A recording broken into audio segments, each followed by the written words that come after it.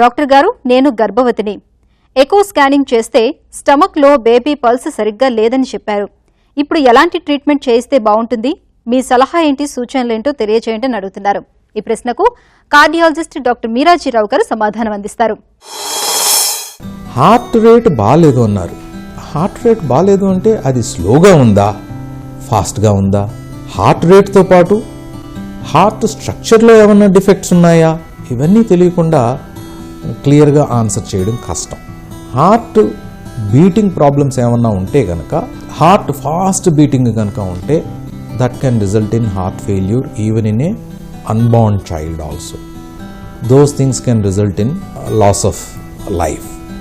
So ఈ heart rate problems ఏమన్నా ఉంటే కనుక తక్షణం పీడియాట్రిక్ కార్డియాలజిస్ట్ దగ్గరికి వెళ్ళి ఫాలోఅప్లో ఉండాలి.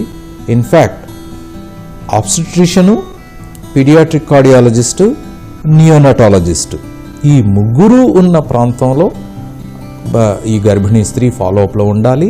డెలివరీ కూడా హాస్పిటల్లోనే కావాలి. సో దాట్ ప్రాబ్లమ్స్ని తక్షణం ట్రీట్మెంట్ చేయవచ్చు.